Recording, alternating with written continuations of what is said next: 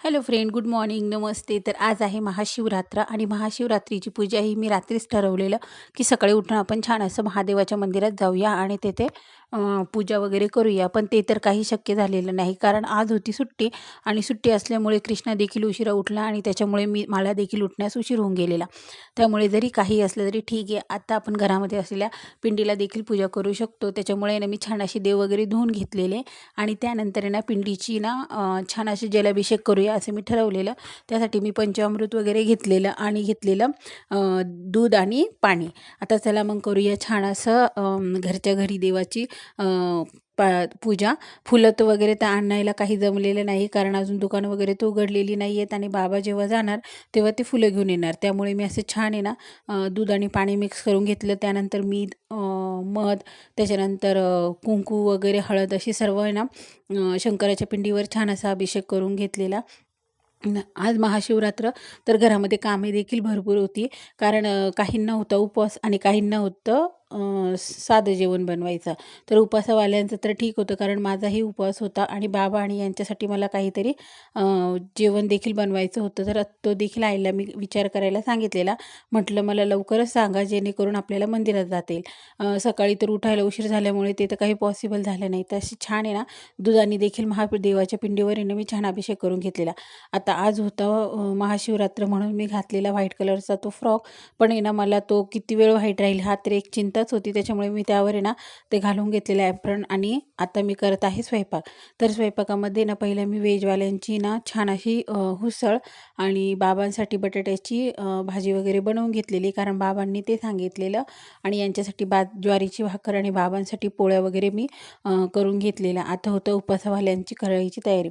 तर त्यामध्ये काय बनवायचं, तर आईंना मी आधी विचारलं की तुम्ही खिचडी खाणार की साबुदाणा वडा. तर आई बोलल्या साबुदाणा वडं बनव, कारण आपण खिचडी तर ही नेहमीच खात असतो.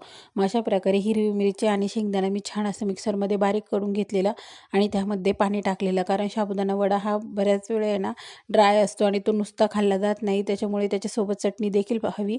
त्यामुळे ना त्याच्यामध्ये शेंगदाणे आणि मिरचीमध्ये छान असं पाणी टाकलेलं. बऱ्याच बायका आहे ना याला फोडणी देताना जिरे देखील यूज करत असतात, परंतु ना आईंना जिरे वगैरे चालत नाही. आई जिऱ्यांना तर नाहीच बोलते. त्याच्यामुळे मी इकडे काही जिरे टाकलेले नाही आहे. बरेच जण असं देखील म्हणतात की या शंकरांच्या उपासासाठी ना आपण फळं वगैरेच खाल्ली पाहिजे, असं मिठाचं वगैरे खाल्लं नाही पाहिजे. पण कसं आहे, आई घेतात या BP आणि शुगरची गोळी, त्याच्यामुळे त्यांना लागते लवकर भूक. त्याच्यामुळे नाश्त्याला तर काहीतरी जे चांगलं असेल आणि त्यांना पोटाला बराच वेळ आधार राहील असं काहीतरी मला बनवावं लागतं. त्याच्यामुळे मी साबुदाणा वडा हे लवकर बनवायचं ठरवलं. आणि ना आता ह्या चटणीमध्ये मी थोडीशी साखर देखील ॲड केलेली, जेणेकरून गोड आणि तिखट अशी दोन्ही चव त्याची लागते. नाशिक येथील सायंताराचा वडा, साबुदाणा वडा तर हा खूपच फेमस आहे. तो तर मी लहानपणापासून खात आलेली, मी नाशिकची असल्यामुळे. जर तुम्ही कधी फ्रेंड आउट ऑफ नाशिकचे असाल तर तुम्ही ना नाशिकला आले तर नक्की हा वडा टेस्ट करा. सायंतारा शालिमारच्या इथे, शालिमार मेन रोडच्या इथे तो मिळत असतो. अतिशय छान लागतो तो खाण्यासाठी. आणि अशा सायंताराचा वडा, साबुदाणा वडा विचारलं तर कोणीही सांगेल तो सहज. तो एकदा नक्की टेस्ट करा. तसा तर आपल्याकडे घरी बनत नाही, पण मग त्याच्या जवळपास बनवण्याचा प्रयत्न तर हा नेहमीच असतो. आणि मला आहे ना ही महाशिवरात्र म्हटली की माझ्या लहानपणीची देखील आठवण येते, कारण आहे ना माझी जी मोठी बहीण आहे तर ती ना इतर वेळेस भले तिला स्वयंपाक करायला आवडत नव्हता, पण ज्या दिवशी महाशिवरात्र असायची तर आवर्जून ती आम्हाला गरमागरम अशी साबुदाणे वडा करून खाऊ घालायची. ती देखील एक आठवण माझी महाशिवरात्रीची साबुदाणा वड्यासोबत नेहमी जुळलेली आहे. तर फ्रेंड्स, अशा प्रकारे मी आता शेंगदाण्याची चटणी तिकडे छान अशी तेलाला फोडणी देऊन ती उकळत ठेवलेली, जेणेकरून एक उकळ आली की ती शेंगदाणे आपल्याला कच्चेसारखे लागणार नाही. आता मला करायचे होते साबुदाणे वडे. आता त्यासाठी ना परत एकदा मी शेंगदाण्यांची साल वगैरे काढून घेतलेले आणि ते मिक्सरमध्ये थोडंसं ग्राइंड केलेलं. आता वडे ना थोडेसे स्पायसी हवे तरच ते खाल्ले जातात. त्याच्यासाठी मी पुन्हा हिरवी मिरची आणि शेंगदाणे बारीक करून घेते. आणि बटाटे तर मी आधी सकाळीच उकडून घेतलेले होते आणि आता ते थंड होण्यासाठी ठेवलेले. पण आता मला करायचा होता साबुदाणा वड्यांसाठी मसाला. तर हे बघा फ्रेंड्स, मी छान अशा आहे ना हिरव्या मिरच्या खोडून त्यामध्ये टाकते आहे. शेंगदाण्याचा कूट देखील आधीच करून ठेवलेला आहे, पण ते हिरव्या मिरच्या बारीक झाल्या पाहिजे त्यासाठी ना मी थोडासा आणखीन शेंगदाण्याचा कूट त्यामध्ये टाकला, कारण मिरच्या नुसत्या बारीक झाल्या तर ते त्या भांड्यालाच चिपकतात.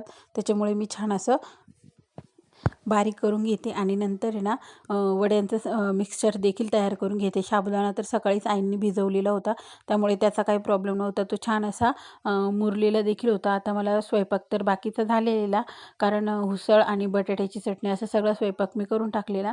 आता हे छान असं मिक्स करून घेते आणि साबुदाणा वड्याची देखील तयारी करते, कारण जर उशीर झाला ना तर आईंना देखील गोळी घ्यायची आहे. त्याच्यामुळे मी थोडं फास्टच करण्याचं ह्या गोष्टी बघत असते, कारण स्वयंपाक एकदा झाला की अर्धं काम निपटल्यासारखं वाटतं. कारण घरामध्ये ना ओल्ड एज माणसं असले की त्यांच्यासाठी आधी नाश्त्याची व्यवस्था करणं आणि लहान मुलांसाठी हे देखील तितकंच महत्त्वाचं असतं. आता कृष्णासाठी तर मी सकाळी पोहे वगैरे केलेली होती, त्यामुळे त्याचा नाश्ता झालेला आहे आणि दुपारसाठी त्याला काहीतरी वेगळं बनवावं लागेल. पण त्याआधी ना आईंसाठी आणि आमच्यासाठी ना वडे बनवून घेते, कारण हे देखील आता जेवण्यासाठी ना खाली येतील. त्यांचा देखील योगा वगैरे झालेला आहे, नाश्ता वगैरे करण्यासाठी ते आता खाली येतील. त्याच्यामुळे मला आहे ना थोडी घाई झालेली होती, कारण पटकन आवरून घेतलं तर आपण महादेवाच्या मंदिरामध्ये जाण्यासाठी मोकळं. तर इकडे बनवल्या होत्या पोळ्या आणि भाकर मी आता बनवत होती. बटाट्याची भाजी देखील बनवलेली पप्पांसाठी, आणि इथे बनवलेली उसळ, आणि ही बनवलेली होती शेंगदाण्याची चटणी, आणि इकडे आहे साबुदाणा. तर अशा प्रकारे ना आज उपास जरी असला तरी मेनू हे फार बनलेले होते, आणि त्यामध्ये सायंकाळी अधिक मेनू ॲड होणार होते. तर अशा प्रकारे हिरवी मिरची, शेंगदाणे आणि बटाटे छान असे मॅश करून मी त्या साबुदाण्यामध्ये मिक्स केलेले, आणि त्याचे ना आता छान अशा टिक्क्या बनवून घेतलेल्या. आणि हे बघा फ्रेंड्स, मी असे गोल्डन होईपर्यंत ना त्यांना छान असे मंद आचेवर तळून घेणारे. आता आईंना तर हे वडे खूपच आवडतात, तर हातांना आहे ना हे वडे चिपकू नये म्हणून हातांना थोडंसं पाणी लावून घेतलं आणि अशा सर्व टिक्क्या मी बनवून घेतलेल्या. आणि तेल जेव्हा गरम होईल चांगलं, तेव्हा गॅस हा कमी करून छान अशा टिक्क्या आहे ना शांत तेलावर तळून घ्यायच्या, जेणेकरून त्या आत देखील चांगल्या प्रकारे ना शिजल्या जातात आणि त्या फुगाव्यात. यासाठी ना त्याच्यामध्ये थोडासा सोडा घातलेला. जर सोड्याचं प्रमाण खूप जास्त झालं तर वडे ना हे खूप जास्त तेल पितात, आणि काही वेळेस ना ते वडे फुटण्याची देखील शक्यता असते. त्याच्यामुळे सोडा हा थोडा बेतानीच घालायचा, जेणेकरून वडे हे छान होतील आणि त्यांना छान असं मिक्स एकजीव करून घ्यायचं. हे वडे ना करताना आणि खाताना जितकी छान लागतात, त्यापेक्षा आहे ना एक गोष्ट त्यांची खूप डेंजर आहे, ती म्हणजे ना आपण जेव्हा हिरवी मिरची त्या वड्यांसाठी ना दळून त्यामध्ये मिक्स करतो, आणि जेव्हा हे बॅटर आपण पूर्णपणे असं मिक्स करतो आणि नंतर त्याचे वडे बनवतो ना, तर हातांची खूप सारी अशी आग होते आणि ती एकदम असह्य वाटायला लागते. तर हिरवी मिरची खूपच तिखट असेल तर तो अजूनच जास्त त्रासदायक असतं. आईंना देखील हे वडे आता खूप आवडलेले, त्यांचे देखील वडे खाऊन झालेले. माझं काम आवरलेलं 1:30 झालेले होते, आणि सर्व कामं वगैरे करून मी थोडासा कृष्णाला आराम वगैरे करून आम्ही पुन्हा संध्याकाळी ना महादेवाच्या मंदिरात जाण्यासाठी निघालेलो. आता नणंदबाई घरी आलेल्या होत्या, त्यामुळे त्यांनी आम्हाला गाडीमध्ये तिथपर्यंत सोडलेलं, आणि महादेवाच्या मंदिरामध्ये येऊन पाहतो तर खूप अशी गर्दी झालेली. पण महादेवाचं मंदिर हे खूप छान असं सजवलेलं होतं, आणि यात्रा म्हटली की गर्दी ही आलीच. आणि मग सोबत आलेला कृष्णाला तसं पायी चालण्याचा खूप कंटाळा येतो, पण देवाच्या इथे जाण्यासाठी तो कधीही तयार असतो.